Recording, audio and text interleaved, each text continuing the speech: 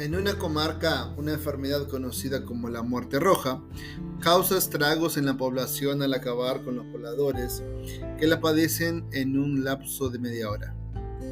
El mal debe su siniestro al nombre a los terribles síntomas que presentan los afectados: mareos, dolores agudos, hemorragias y manchas rojas.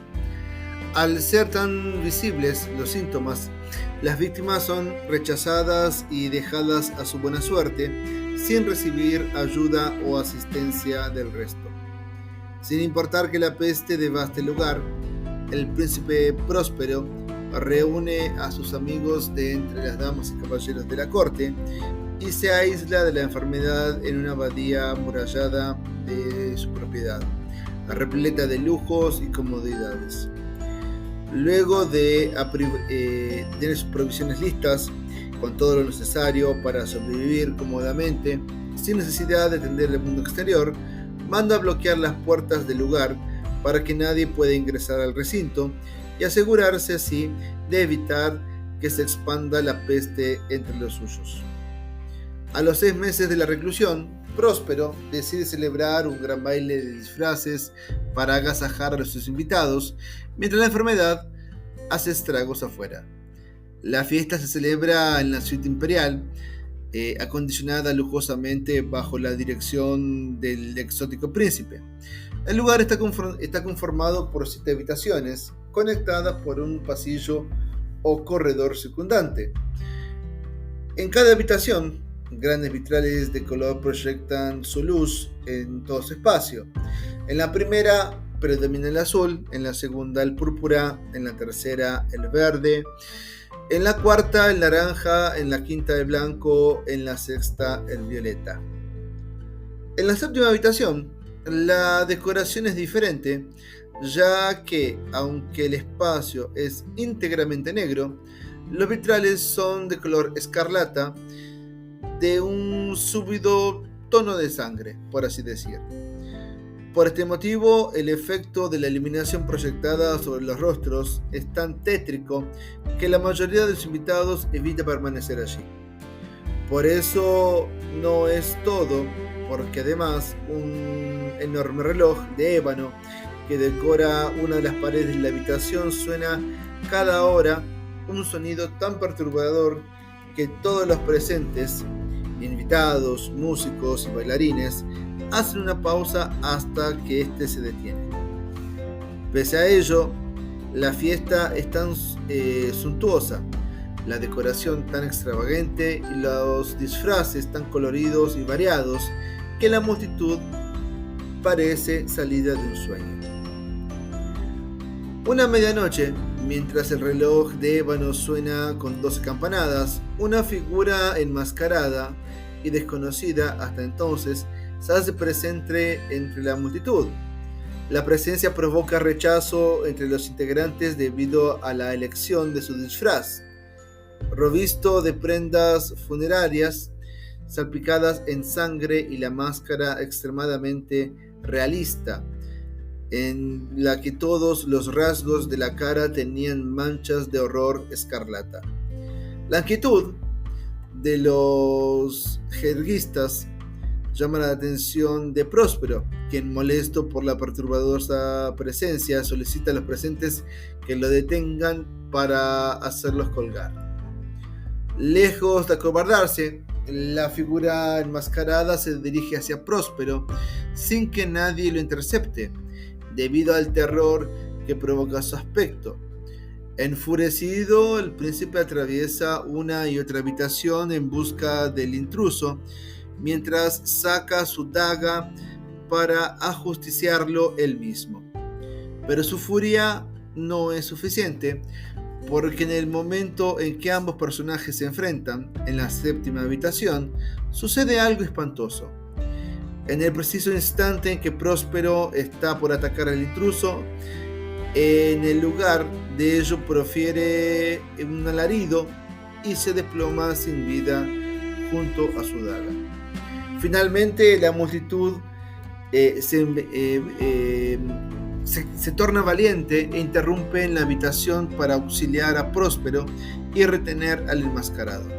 Sin embargo, al momento de arrancarle la máscara y la mortaja al intruso, los jerguistas enmudecen de horror. Nada hay debajo del disfraz. Así es como todos los presentes reconocen la presencia de la muerte roja. Uno por uno caen y mueren en la desesperación y la agonía.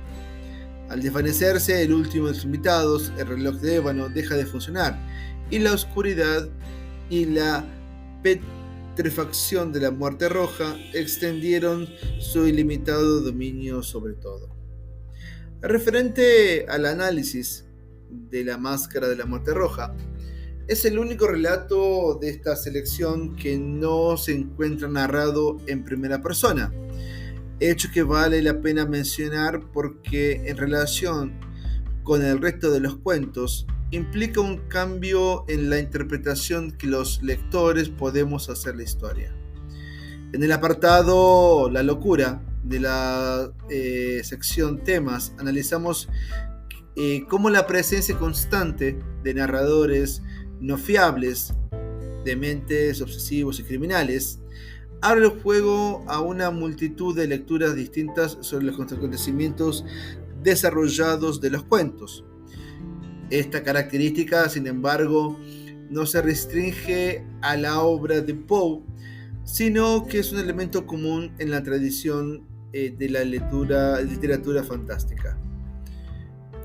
En el cuento fantástico, según el crítico Stanislav Todorov, se caracteriza por una constante vacilación entre una explicación natural y otra maravillosa de los acontecimientos. Esta vacilación suele ser reforzada por la presencia de un narrador en primera persona, cuya visión de las otras pueda ponerse en deuda. Ahora bien, en el caso de la máscara de la muerte roja, el uso de un narrador omnisciente para dar cuenta de los hechos impide que los lectores podamos hacer suposiciones distintas sobre el final del relato. El carácter fantástico de la historia se inclina entonces hacia una interpretación maravillosa, en la medida en que se nos presentan los hechos como algo objetivo e intalible. La presencia de la muerte en el cuento no puede ponerse en duda. Si bien grande parte de los estudiosos de la obra de Poe coinciden en interpretar la máscara de la muerte roja como una crítica hacia los ricos y poderosos y su evidente despreocupación por la miseria de los pobres, es posible afirmar que el tema fundamental de este cuento es la muerte. Más específicamente, la inevitabilidad de la muerte. Esto se verifica sobre todo en el final del cuento, momento en que la multitud de cortesanos disfruta de la fiesta de Próspero mientras piensan a salvo de la peste. Sin embargo, cuando el inmenso reloj de ébano toca las 12 campanadas que señalan la medianoche, la figura, ataviada de cabeza a los pies, con las vestiduras de sepulcro, se presenta entre los jerguistas.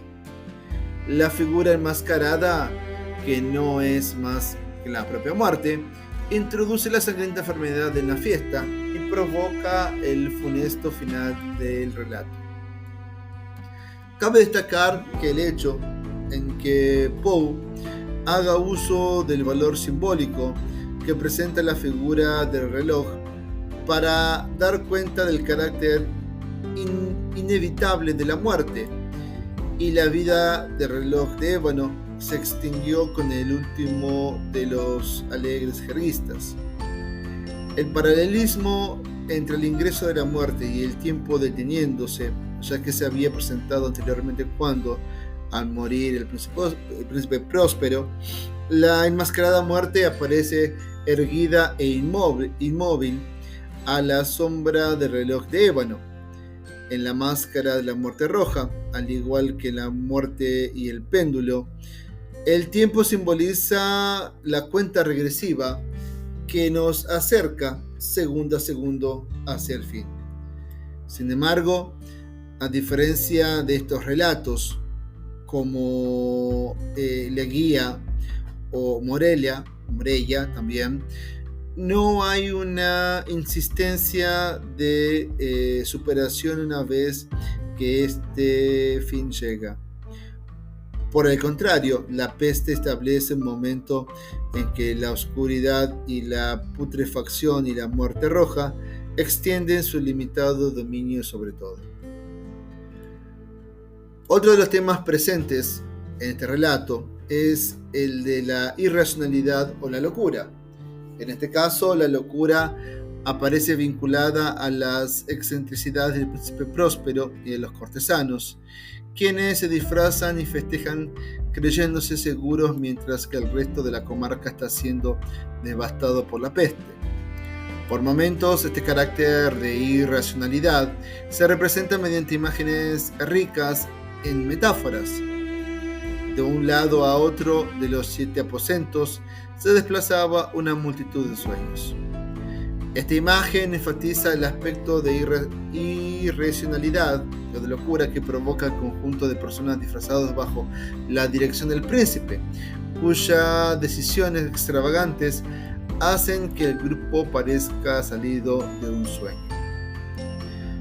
Además, la respuesta irracional de los cortesanos frente a lo que sucede en la comarca implica una actitud de negación egoísta ante la realidad de la peste.